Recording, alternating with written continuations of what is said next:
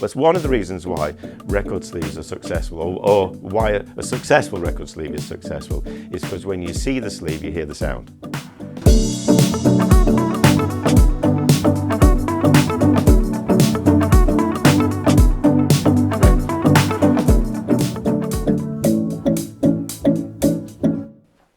Right, well, we're going to dive straight into this conversation. By way of introduction, I mean, I randomly, Malcolm got a random email a couple of months ago.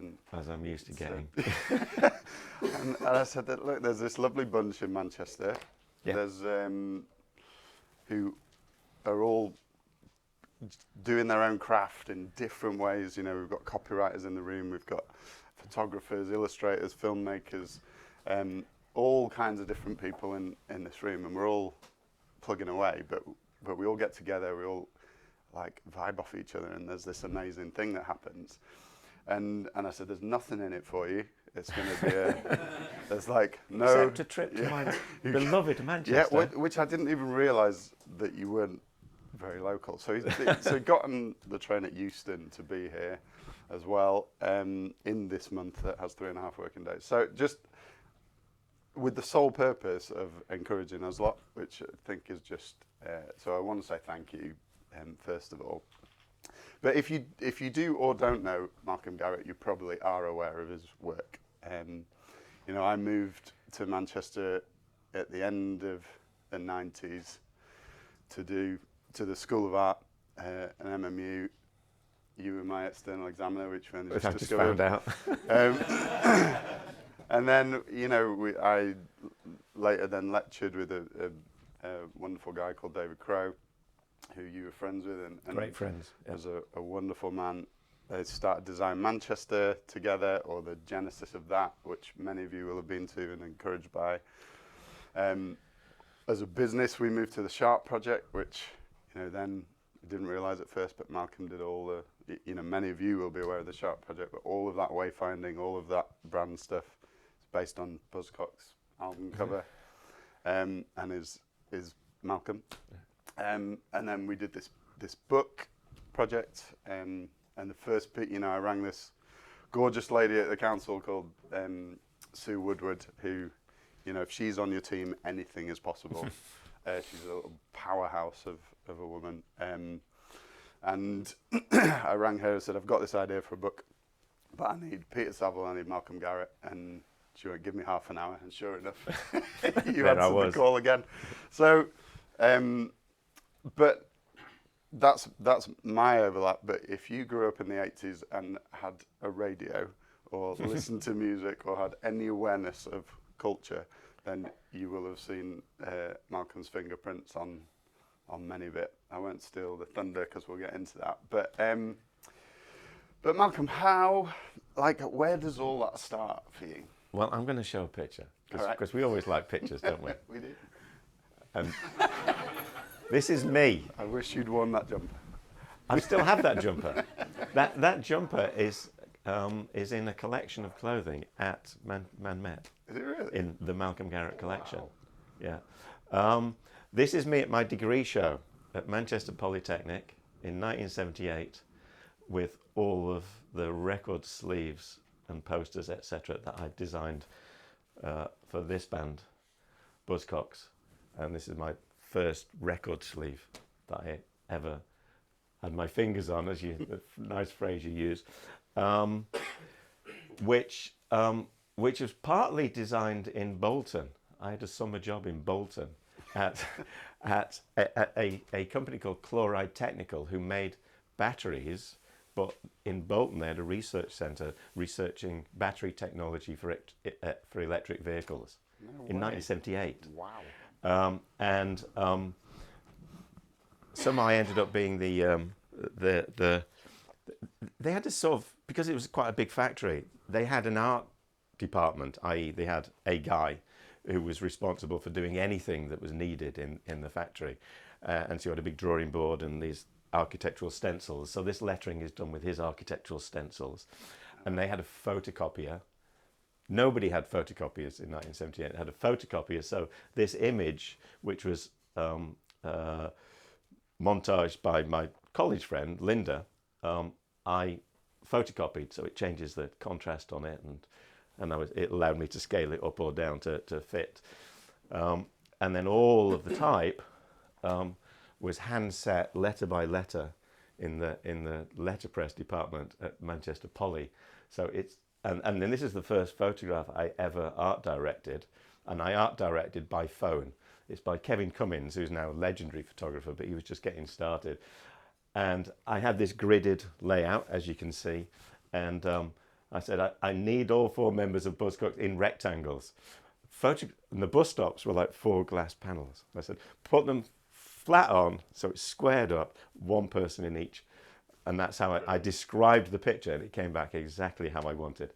So that was my first record sleeve, and I thought I'd show this, because this sums up my attitude to designing record sleeves and why I thought I was different from anyone else. The prevailing sort of style of record sleeves before me was either picture of the band, terrible illustration, Roger Dean particularly illustration, or a clever set-up photograph by hypnosis, like you'd see on any Pink Floyd or Genesis album sleeve.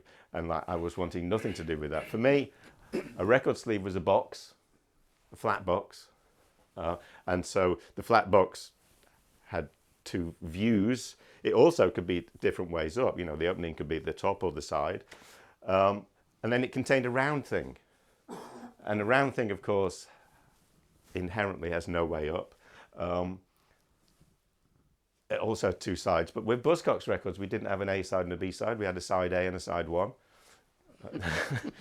So we were always interested in the other side.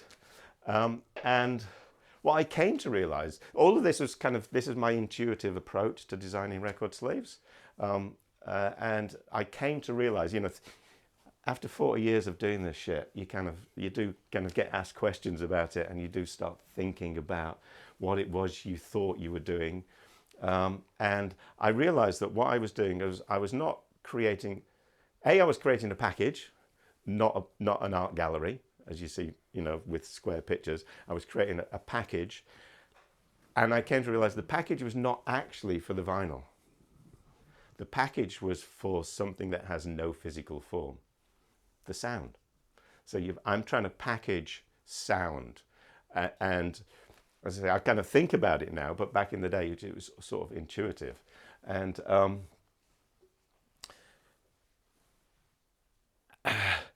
and that's what I came to realize. That's one of the reasons why record sleeves are successful, or why a successful record sleeve is successful, is because when you see the sleeve, you hear the sound. Or vice versa. When you hear the sound, you see the sleeve. Because the human brain wants to work in pictures, wants to work in visual. But you hear something, you see something. Smell works in the same way. You smell something and suddenly it transforms you, takes you back to where you first, smelled that smell. People talk about that quite a lot. And so the challenge for designing record sleeves is to come up with, is to find the right space, visual space for music. And so I'll just show you a couple of things. So as well as not wanting to come up with, try to find something iconic, but to find something iconic that's symbolic. So one of the things that I started to do with Buzzcocks, which was not usual in the industry back then, is the record sleeve designer just handed over his record sleeve and waved bye-bye, and the in-house art department at the record company then butchered it. And I first realized this when I'm walking up Oxford Road, I saw all these posters of Orgasm Addict, which were based on my record sleeve. And as a typographer, I just thought, they've fucking butchered it. What? It's like, how... I did, and I said, this can't happen again. So this is the second record sleeve I ever designed, and there's a whole story in that record sleeve, but we haven't got time for that. And at this point, we're not digital, are we? Are Excuse me. Hello. But I'm just no. This is that was designed late 1977 and came out early 1978. were not digital for at least another 10 years. And so, so this was the poster that wasn't butchered by the art department, it was butchered by me. And so it wasn't just like put a big picture of the record sleeve on the poster, do something interesting. As I say, I could talk for hours about that sleeve. That is the first record sleeve I designed by myself. And then when the album came out, we decided we put it in a carrier bag because you didn't want to go in, you know, we're punks and we're anti-establishment. And there's nothing more embarrassing than going in to buy a Sex Pistols record in Virgin and coming out with a Virgin bag. So you'd buy your Buzzcocks bag and Buzzcocks record. This is the first album, and as you can see, the title of the album is not on there. The album's called Another Music in a Different Kitchen, but it's an ode to Malevich, orange square on silver square, the Russian suprematist artist from early in the 20th century. And there's couple of key things you might recognise from later factory records. The catalogue number. I was always of the view that you shouldn't make things tiny, pretending they're not on the sleeve. If it's got to go on the sleeve for whatever reason, the catalogue number is actually the title of the album. That's what you need to get it through the whole manufacturing process and into the shops. It's like it doesn't really matter what the record's called as long as the catalogue number or the coupling number is on every part of the process, then you can get it into the shops. So we made the catalogue numbers big. Tony Wilson loved that and decided to catalogue number everything, which is nice. So that kind of started there. And then this is me playing around with the brand for United Artists. As I said, Buzzcocks, when they put out singles, they had a side A and a side one. They were very much like the Beatles. They didn't really want to put singles onto albums. They didn't want to make people buy things twice. They were kind of very socialist. And so when the first album came out, the record company wanted to put out the single from the album. So we made a point of this. This is a marketing ploy. It's the single from the album. And then we put, this single's out now. The new single is out soon, i.e. don't buy this one, wait for the next one. And that was meant to be the front of the record cover is the record company is United Artists. Their corporate colours were brown and cream. It's like, would I use brown and cream? No. So the front of the sleeve was meant to be just the United Artists logo in their corporate colours with the catalogue number. And of course that got sent off to the printers and they were, this stupid designer's got it wrong, and they switched it around and made the back the front and the front the back. So that kind of sums up sort of my attitude to marketing music, I guess. You touched on obviously factory records and Hacienda and everything, which we're very much in the heartland of, you know, Hacienda over the road, Tony Wilson's place over the road. What did it feel like? Like it's almost, I don't know, it's almost folklore now. I know, there's so much myth. Was it? Like, what did it Well, feel? I left Manchester before the Hacienda opened. I was leaving Manchester because the factory was a venue, and it was in a bus driver's, club. What's the working men's club for bus drivers over in Hume, in the Russell Club. You know, you wouldn't really want to be walking around the streets in Hume back in the late 70s on your own, dressed as a punk, because punks were getting beaten up on a Saturday afternoon on Market Street.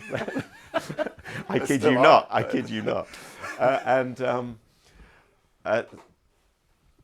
I left Manchester. Sorry, lads, I left Manchester because there was nowhere like this. Really, there was no music industry and there was no design industry.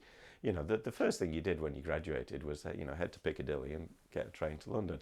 And as you saw in that first picture, at the end of when I graduated, I had quite impressive portfolio of work in the music industry. So I was getting calls, and it just made sense to move to London. So I kind of upped and moved to London with my girlfriend and my flatmate. We hired a van, the three of us, moved into a tower block on the 15th floor on what was then a derelict, an empty Isle of Dogs. In fact, most people in London didn't know the Isle of Dogs existed because there was no, I don't know how familiar you are with the transport networks in London, but there was no Docklands Light Railway, there was no Jubilee line. There was one bus, a 277 bus, which went to Mile End Tube Station. There was no East Enders. So the Isle of Dogs is in this horseshoe on the Thames, and the horseshoe of the Thames didn't appear in the tube diagrams, and nobody had seen it on the opening sequence of EastEnders until 1986, I think. So I've been living there 8 years in a place that to all intents and purposes, to even people in London, it did not exist. And we didn't even have Google Maps to look at satellite view. Right? No, you didn't have any of that shit. No. And so did you observe the sort of explosion of creativity in Manchester? Oh, absolutely. Yeah, I saw it growing bit by bit, and it was a great thing. You know, had I graduated today, I probably wouldn't have left. And you know, you've got a much better quality of life here in Manchester than in London. You know, I'm sort of stuck there in a way, but to this day, I think I don't really like London. You know, it's hard work. You know, just getting. You know, I get a number 3 bus into where I used to, and it's like you're 45 minutes on the bus before you get to the edge of the city of you know, the city. Yeah. I always used to say that Manchester's actually a bigger city than London because it's one contained space that has everything a city offers you, and it's all there, and you can walk from, you know, I can walk from Castlefield to the Northern Quarter and back again twice in a day and cover the whole of the central area of Manchester. Whereas, you know, if you live in Stratford in East London, you're never going to go to Shepherd's Bush, and vice versa. Or if you live in Islington, you never. An ex-girlfriend of mine called me yesterday saying, "Oh, I'm going to go see this band," and she lives in Madrid now. She said, "Go and see this band. They're playing at Alexander Palace." And I wrote back and said, "I live in Crystal Palace. The two places are about as far apart as you can possibly be in London and still be in London." And she went, "Oh, I got the Palace bit right." And that's it. London's just too bloody big and too expensive. But you stayed connected to here. Well, you have to, really, don't you? Well, my family are up here. Yeah, you're Northwich, right? Yeah, I was born in Northwich. Yeah. For years, I had to apologise to my parents, who were from Liverpool, that in my teenage years I'd become a Mancunian. In my primary school years, I was Liverpudlian, because all my relatives lived in Liverpool. You know, my grandparents and aunts and uncles, and on a Saturday morning we'd get in the car and we'd drive from Northwich to London to Liverpool to go shopping. And I hadn't really been to Manchester until I was about 12 or something like that. And then slowly I realised I was a Manc, really. Yeah, fucking hell. Yeah, it's the only accent I can do convincingly. From that first, you know, the first album cover you had there with Kevin and Linda, you're still it's a single. Connected with it's all not those. An album. Sorry, they're only that big. But you're still 7-inch very connected vinyl with those people, right? And I worked with Pete Shelley until he died in 2018. Yeah. So yeah, 40. And are you still friends with Peter Saville? Oh God, Peter is my oldest and dearest friend because we were actually at school together. The reason I started to become Mancunian is because my dad was sort of Catholic and he sent me to a Catholic grammar school. So at the age of 11, I was not being schooled locally in the local village in Northwich. I began to be schooled in a quite a well-to-do college just outside Altrincham. And I used to take the train from Northwich to Hale, and then bus to Hale Barnes. So I started to become Mancunian. What was the question you asked? There was a point to this. Just if you were still friends with Peter. Oh yeah. And Peter was actually in the year above me. He was a year older than me. But you know, I think there were 600 kids in school, in this school. In the sixth form, the lower sixth and the upper sixth, I don't know what the years they are now. They've changed it. You know, year 8, whatever. There were 6 students, 3 in the lower sixth and 3 in the upper sixth, all took art together. We're the only people in the school who did art. And what an amazing thing that of those 6 people, me, Peter Saville, and Keith Breeden all went on to design record sleeves in the 80s. If you put our portfolios together between the 3 of us, I think we designed for like 80% of bands in the 80s. You know, from Wham to Strictly Politti to Buzzcocks to even Sex Pistols. You know. Peter Gabriel, you mentioned Genesis. You did Peter Gabriel, right? I did a couple of Peter Gabriel albums. Saville did a piece. This is a private conversation, but yeah. were you at all involved in the Sledgehammer video? No, not at all. No, Peter okay, did we'll that. Move on. No. I got involved with Peter Gabriel because he had launched a record label called Real World, which put out world music, and we designed the branding for all Real World record sleeves. Right. And it was the first job we'd actually created a digital template in Quark Express, and effectively did ourselves out of a job, because at that time we had Macintosh computers. Actually, this might be. Oh no, sorry. I was going to show you the picture of the. Well, we can. Okay, well, yeah, because why don't you drop some names? Because this is. This is fun. This is by far and away the most well-known of all of my record sleeves. I started a Google sheet the other day of how many bands have we worked for. I'm up to about 120 bands or musicians. And what I love about this, and you can't read this, but this is a DM message to me from somebody effectively saying how important this record sleeve was to them, and because they wanted to become a graphic designer because of this record sleeve. And that has been said to me countless times by people such as, when I give a talk like this. And that sort of means more to me than selling masses of records for Duran Duran. But this is the one time, I guess, or one of the times where I realized what I did is iconic. And you kind of know it's iconic when this happens. So I just love all the variations, and there are loads. This is the lockdown one, which I kind of like. There's one of the best ones I've seen, and I didn't keep it. It's a she's in a burqa, so you can just see her eyes, and it's Quran. It's genius. I wish I had that one. I've searched for it on Google. If anybody finds it, please send it to me. This is what I was going to show. My first Macintosh.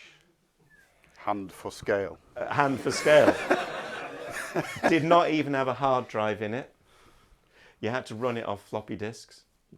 Weird that floppy disks were called floppy disks, but actually they were rigid. Weird. And you may not be able to see this, but the size of the screen was this in pixels. Can't actually read it. 580 by 384 pixels. And the screen was black and white. And when I say black and white, it's black or white. You either had a black pixel or a white pixel. Not even 16 shades of grey. And of course, the industry, graphic design industry, thought this was shit. It's like, there's no way we're having these in the studios. The big studios like Pentagram or the Partners or any of those studios would not entertain the idea that this could possibly have any value in graphic design because it was so crude. Whereas me, I'm going, but this is the future. This is magic. This is Star Trek. And it's like, don't think about what it does today. Think about how you can shape what it'll do tomorrow. And we were talking briefly about artificial intelligence. Well, so I think this is, something you might not know about Malcolm. He's a real forerunner in digital stuff. I mean, early adopter, pioneer, whatever you want to call it. This is 1986. Right, so 1986, when everyone else is terrified of the digital revolution and what's going to happen to designers and animators and everything else, you're like, bring it on. Super excited about it, right? So talk us through that. Well, I'm super excited, but I'm also. What's the next one? Oh, that's one of our first web designs. Shocked sight of the day. There was a bit of software called Shockwave that Adobe bought, and you could actually put animation into a website. So this is all of these screens were animated. This is for Guinness. So we animated how the widget worked. Letting nitrogen out into the thing. What was the question? Just that you're at this forefront of digital, and I guess it transformed your work, didn't it? It transformed my work because we threw out all the drawing boards at the end of 1989, sort of beginning of 1990. Wow. Max had gone colour by then, but as I mentioned with the real world sleeves, we had Macintoshes in our studio. They didn't have computers at Virgin Records, who were putting it out, and they didn't have computers at Real World Records.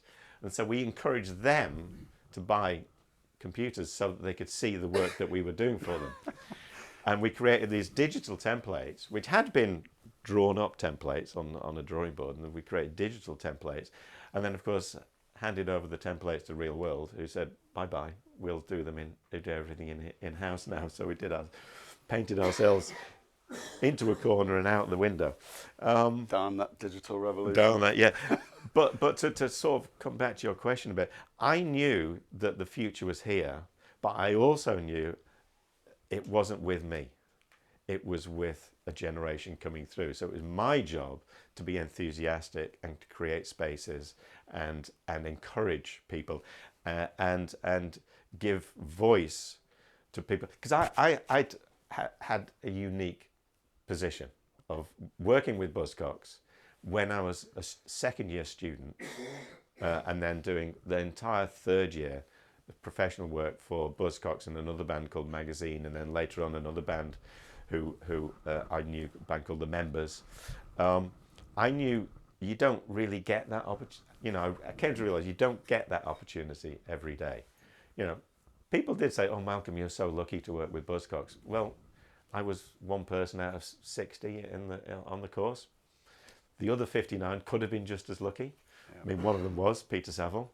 He was a bit slower off the mark, but I always think that Tony Wilson saw what was happening with Buzzcocks, wanted his own thing, and wanted his own student, his own captive student that wasn't me, because already I was. You know, the music industry is so partisan. You know, yeah. I once had a meeting with the Smiths, where I came along with my assistant. They just signed to Rough Trade, and I came along to the meeting with my assistant that was going to help me put their record sleeves together. Morrissey just fucking blanked me for the entire meeting and spoke to my assistant, who then went on to do all of the Smiths and Morrissey sleeves. Brilliant. Whilst working for me, and then she left and set up her own company because I was already old school. You know, Morrissey did not want to be Buzzcocks. Likewise, the factory didn't want to be Buzz. They sort of, you know, acknowledged a debt in a way to the, you know, the pioneering space that Buzzcocks and Richard Boone, the manager in particular, had created with New Hormones, which is a label which has run from Newton Street for years. But yeah, how weird, you know, within a year I'm already old hat. Right. And of course then I moved to London, so I was out of the picture, I was out of the frame. I didn't do any work for Factory Records for 10 years. Wow. Yeah. So, I mean, little segue, but a question I have about Peter Saville. So he later becomes a creative director of Manchester. Yeah. Did you celebrate that, or were you irked? Well, the thing about Peter Should it have been you, Malcolm? Well, I pitched for the job. Did you? I pitched for the job, and you know they had interviews in the town hall. Tony Wilson breezed in and out of the interview panel. There was like 4 or 5 people in the interview panel, and I pitched for it. And my pitch was, and I heard this being quoted there's a great book called by Andy Spinoza, who talks about, it's called Manchester Unspun. It talks about that period of Manchester, and he's quoted Peter Saville from something that I said to Peter and was my pitch. And my pitch was, forget London. London is an international city. London belongs in the world, but it doesn't belong in the UK. Manchester is the true capital of England because it represents everything that's great about everything outside of London. I often describe the north as being everywhere outside the M25, yeah. Which means that, you know, Brighton and Bristol are equally in the north in my creative space. It's because there's no top or bottom to a record sleeve. And there's no top or bottom to. I actually did. I did a website about punk when I turned the country sideways, which allowed because the great thing about punk is it decentralised everything. Manchester, Liverpool, Bristol, Newcastle, Leeds, all of these places around, Glasgow, Edinburgh, Belfast, all had centres of music, and it began to decentralise and has continued to decentralise. With the technologies that we've now got that allows the dream to happen in reality. But to go back to the question, Peter is my oldest and dearest friend, and we've been great friends and rivals, and fed off one another. I'd steal his ideas, he'd steal's too strong a word. We greatly influence one another. So yes, I would have liked that Manchester job, and he was so laid back that he sort of didn't do it for ages. He refused. He said, a little bit of work then. No. He was great. He was great because he's very, very good in this kind of situation. He's a very clear thinker about what is right and what works, and so he's very conceptual and so I took a lot of, in conversations with him, I took a lot of his clarity of thinking away with me and put it into my work. And we always like to think we're so different stylistically. I mean, he's very precise and sharp, won't make a mark on a piece of paper unless he knows it's the perfect mark. I'm a bit messier than that, I'll throw the stuff in. And Roxy Music were a really big influence on punk. I always like to I likened him to Brian Ferry and me to Brian Eno, which is, I know I'm not Brian Eno, but but in terms of attitudes to life and to creativity, we matched. So we've always been a kind of a counterpoint to one another, and not jealous, but sort of envious of each other's work, because we both appreciate and understand the things that we each put into our own work that we can't do. I can't do what he does. I can't think that pure, and he can't think that messy or that. I would sometimes describe my work as kitchen sink design. It's like if you put two disparate things together, you get something new. And so I do that all of the time. Peter is reductive. He'd take everything away until you've just got the thing, and I would have a tendency to add things and then try and... Coming back to this digital Yeah. thing, so at that time you were, like we said, there's this fear around the industry. Yeah. It's going to take jobs, it's going to take, I don't think we were thinking that. I think the fear was that it was just shit. Okay. It's things would look shit. They would look crude. Yeah. There wasn't the sophistication. Typographically, I don't know whether you're familiar with Emigre magazine. So it came out of the West Coast of San Francisco. It's called Emigre because it was published by Rudy van der Lans, who was Dutch, and Susanna Lichko, who was Czech, I think.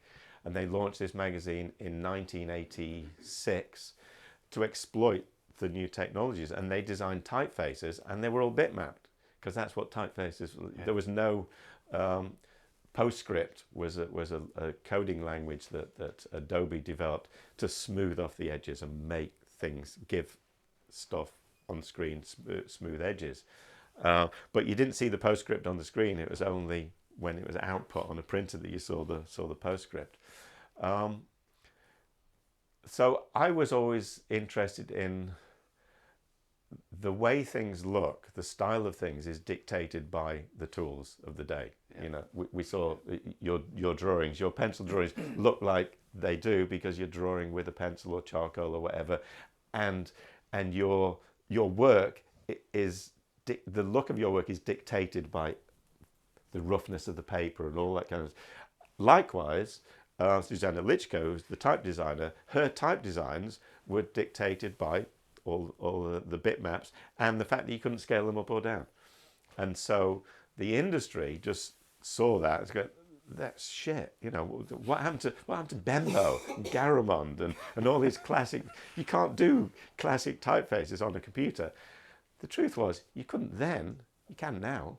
It's like all type design is done on computers now. So it's sort of, for me, it didn't really take a genius to see which way the wind was blowing.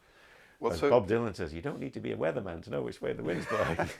well, so here we are, you know, at this I'll move this particularly on the last 12 months. because we all want to see the Spice Girls. But here we are, you know, there's a lot of chat about AI, artificial intelligence. Yeah. I've heard it even in the room over the last couple of months. God, it's so the exciting. Well, both. So there's scary both and extremes. exciting. There's Unless you're the scared. fear of it and Yeah. the excitement of it. Where do you sit on that, Well- and how well- are you embracing it? I'm only beginning to embrace it by reading a bit more, and I haven't done any work in the AI space. I've been interested. My company was called Assorted Images, and the initials were AI. Back in 1983, and one of the things I love acronyms. So AI as artificial intelligence, or alien intelligence, there's another one. Art and industry, accident investigator. Yeah, countless acronyms. I realised that as a typographer, I'm not somebody who's really interested in the shapes of letters. I'm interested in the stories you can tell with typography enhancing the meaning of language. To come back to your question, where do I stand on AI? If I was a student, I'd be as enthusiastic about AI as I was first about punk and DIY, and then about computers and digital technologies. About this is moving into the future. This is going somewhere. You're either on the bus or you're off the bus, you know, and you can't. You're not going to stop it. So maybe you can have a hand in shaping what happens with it. AI is a bit more scary because the fear is that the AI will control you and not vice versa. So, yeah. If there's something that I'm sort of, because you do get a bit jaded. Been doing this shit for 45 years. One of the last things I'll show is my latest record sleeve, which I designed for a band called Feral 5. I love Feral 5 because there's two of them, and they and they've used AI to perform some of the lyrics as well. So they're Right. and their album is called. Please go to Bandcamp and buy a copy of this album. It's called Truth Is the New Gold. And so, this is also, I've been working with another resident Mancunian, Professor Brian Cox, on his world tour. I'll come back to Yeah, I kind of like this. He's toured North America, Europe, and Asia. Asia Pacific is like, I think it's, you know, Hong Kong and Australia and Singapore. New Zealand, and I like this idea that it was on a mission, you know, so it's like a NASA mission. And so these constellations are the constellations you would see in the sky in each part of the world. The Big Dipper and the Southern Cross, and I can't remember what this one is. Orion. And then we decided we'd do a patch for every single venue. Scunthorpe. Yeah. So I don't know why that one. well, he did all these warm-up gigs to kind of. It's an amazing thing. I don't know whether you know anything about his performances. He comes on stage, he walks on stage, and he talks to you for 2 hours about science. It's a science lecture. And in London alone, he played the Docklands Arena, 20,000 people, 6 nights at the Drury Lane Theatre, 1,000 people a night, Wembley, 20,000 people. What's that? That's 50,000 people came to see him talk about black holes and the universe. And his phrase, let me see if I can get this phrase right, what it means to be a small, finite individual in a huge, infinite world. And he talks about this stuff, and whilst you're listening to him, you're going, oh yeah, I get it. And then he finishes, you go off stage and you come out and you go to the bar and touch your mates, you go, what did he talk about? What did he say? And he's so entertaining. Anyway, so he was doing these warm-up things because he was doing it with Robin Ince, who's a writer, and so sometimes they'd have kind of dialogue on stage, and we decided we'd do a mission patch for every single warm-up gig,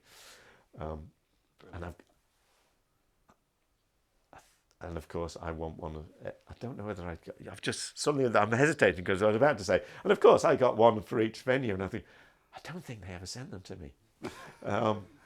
And then there's all this is the merchandise range, and you've got like heat reactive mug, so when you pour hot water in, it reveals the logo on the side.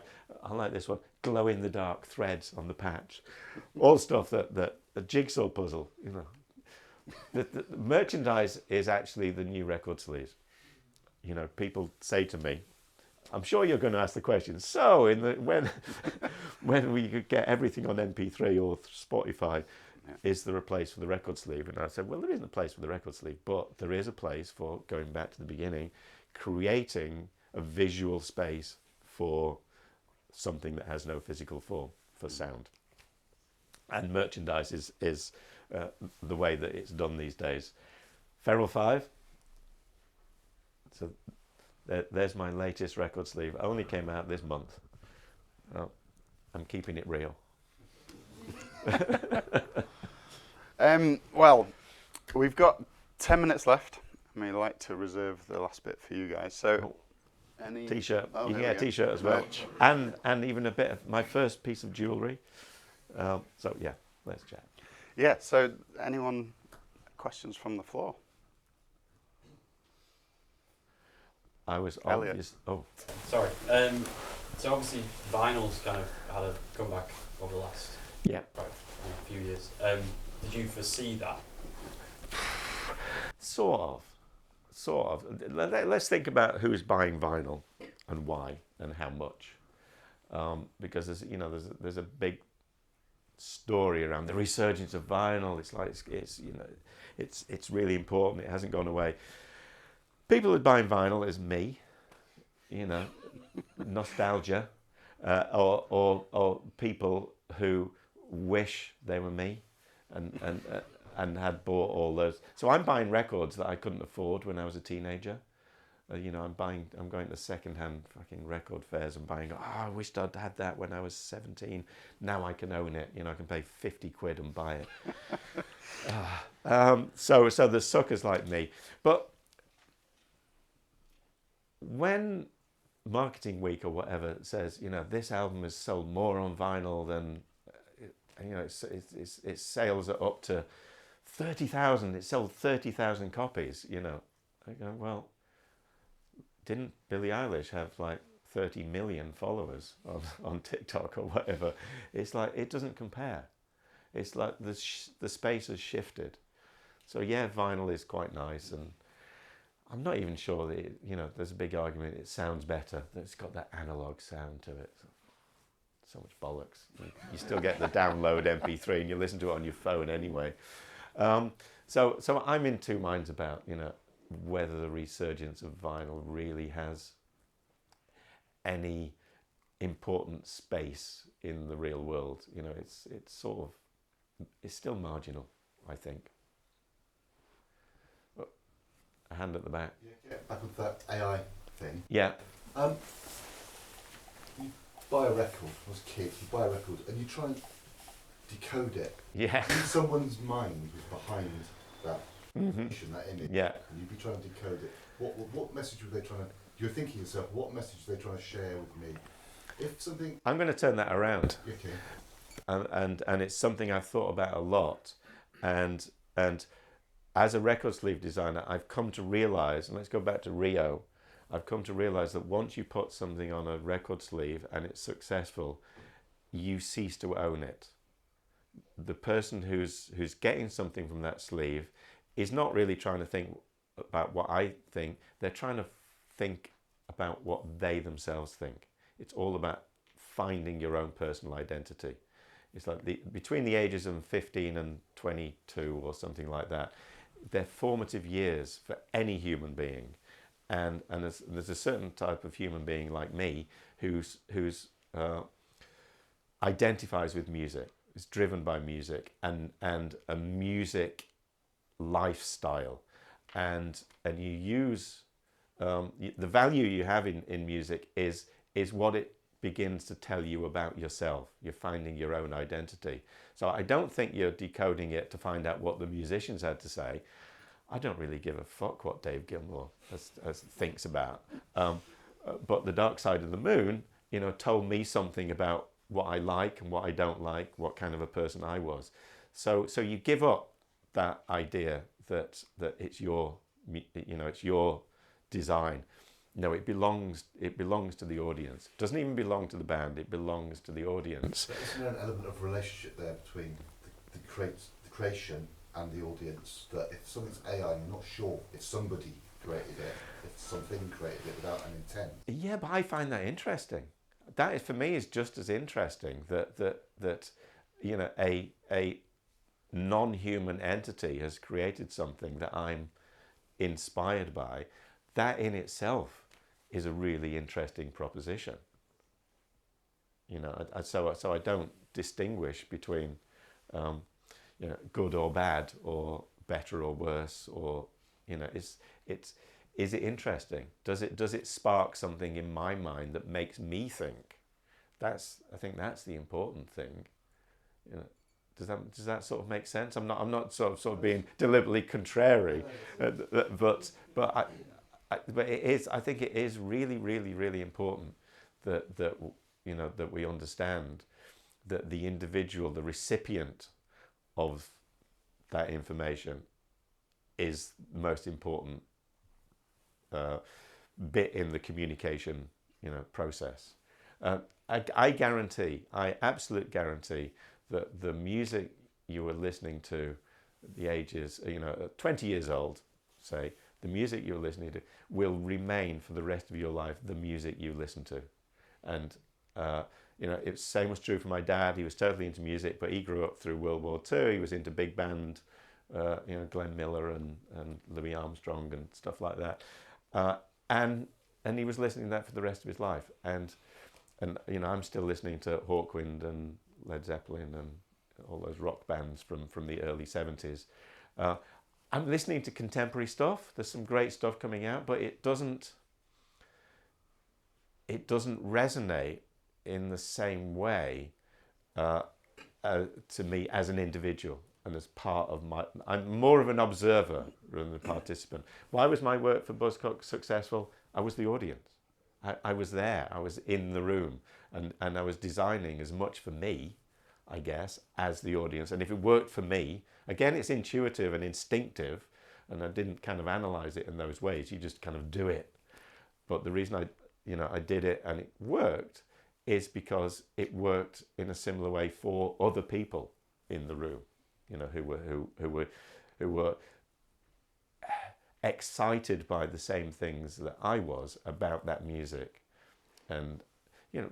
Do you think we'll get that from AI then? Why shouldn't they?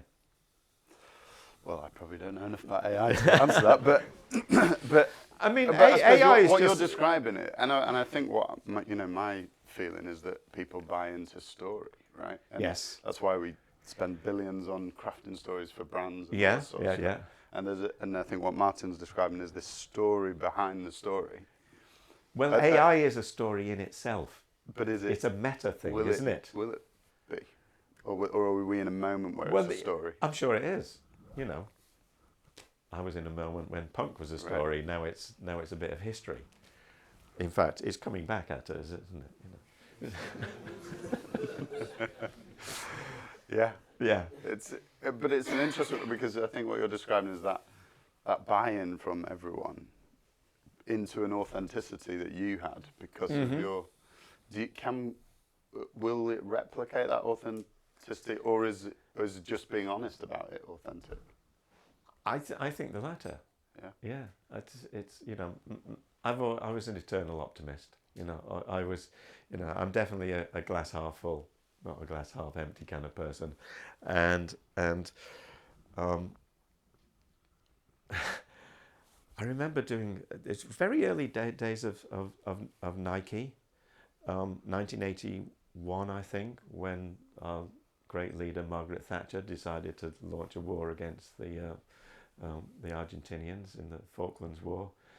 And I just thought, Nike, just do it. You know, it's like the world's going to hell. Just fucking do it.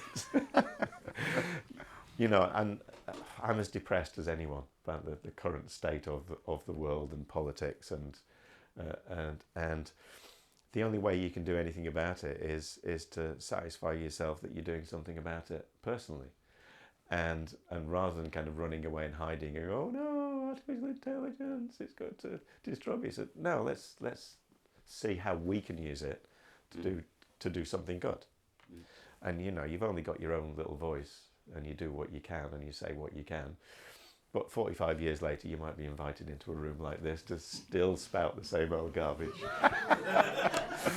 But you do what you can. I mean, and that was what punk was about. Do it yourself. Say it yourself. Have your own voice. You know, democratize that. Yeah. I mean, and so that was what you've used a great word, because when Macintosh first happened and the industry sort of wanted it to, you know, they wanted to like put blinkers on and hope it would go away. They'd wake up tomorrow morning, it would go away. But one of the things I loved about it, it was like the criticism of it was that no, now anybody can design. Yes, great. You know, it's like when I graduated from Poly, the first lesson I learned is that I'd gone from an environment where every person in the room knew what I knew in terms of the world we were occupying. You know, everybody knew what graphic design was and what you were trying to do. As soon as you leave, the first job you go to, it's like they don't know what you do. It's like nobody knows what graphic design is. So for me, you know, having a drop-down menu that says typefaces, and people kind of, oh, Helvetica, oh, what's that? You know, it might be the first time that they've come across typefaces. And so for me, that was like, well, that's breaking down the barrier between designer and client, and you increasingly have a shared space of understanding. So you've got a better opportunity to do better work. But the industry was like, oh, you can't, you know, desktop publishing was the thing. Desktop publishing was bad. I go, yeah, but we've been doing fanzines, you know. If there was anything that was worse than desktop publishing, it was fanzine. But no, it was because it's all about self-expression. You know, would you go back to, you know, a century earlier and ban typewriters because then everybody could write? You know, everybody had access to writing. It's like, no, the more people got, you know, 99% will still be shit, but the 1% has the opportunity to do something interesting. So yeah, more Probably questions. one last question, maybe, if anyone. Make it a good one. Well, Yes. with the topic of AI, how do you see that, if you were to continue what you're doing, Yeah. how do you see that forming into your current work? I've no idea. In the same way that when I had my first Macintosh, I kind of realized this is a future, but I'm possibly not the best person to do it because I'm steeped in a history and a tradition. I bring baggage with me, and so what I tried to do was encourage the people who worked with me, students I'd go and externally examine, encourage them to kind of look positively, and bring some. I mean, one of the criticisms of anything new is it doesn't have heritage and the quality of heritage. And so what I was like to think I was able to do is I was a bridge between the old world and a world of quality, a world of, you know, understanding. Why does that serif on that particular typeface look like that? Again, it's down to the tools. You know, why does Romanesque type have pointed serifs? Because it was chiseled out of stone. You know, why does brush script look? Because it's painted with a brush. And so you begin to understand how history has shaped the world of today up to that point, and then with new tools, new technologies, you're shaping a future world. And so it's a youthful thing, you know. So my role, if you like, as the old fart, is to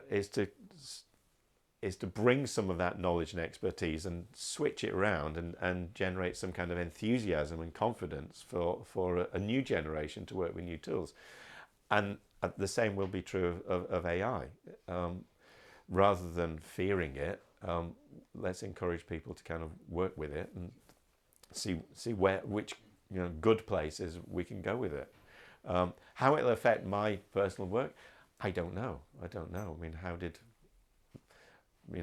one of the first things I did with computers is lots of bitmap digital type,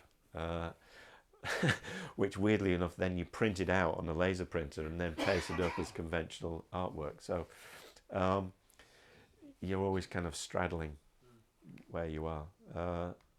So that it sounds like a flippant answer, I don't know.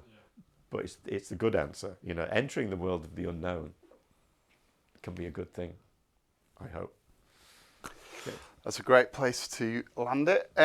You said you've been 45 years, you sometimes get jaded. I don't see any of that. I think what I've said about a few of our guests is what I've realised is I love being around people who keep their... I have a schedule for the day, and it's appropriate. I wake up at 6 o'clock in the morning, and I go, fuck. I go back to sleep. I wake up at 7 and think, oh, thank God, I don't have to get up for another hour. I wake up at 8 o'clock and go, oh, fucking hell, I hate all this. Do I really have to... I start to think about this. Oh, I can't be bothered. I'll just phone everybody up and say, I'm not doing that today. 9 o'clock, I get up and sit down and start to do things. 10 o'clock, I'm enthused with life again. Come the end of the afternoon, it's like, bring it on. How could I have possibly thought that? Yes. And then the cycle happens the very next day in exactly the same way. Well, we're fortunate to have found you at 10. You got me at a good time. Yeah. That's sort of why I said it.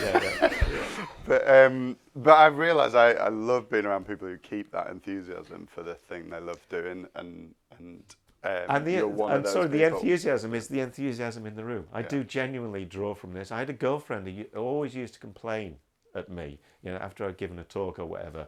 She'd be wanting to drag me away, and then people would come up and talk to me. She said, "You give too much time to people." I said, "No, I don't give enough time. This is the bit that I like.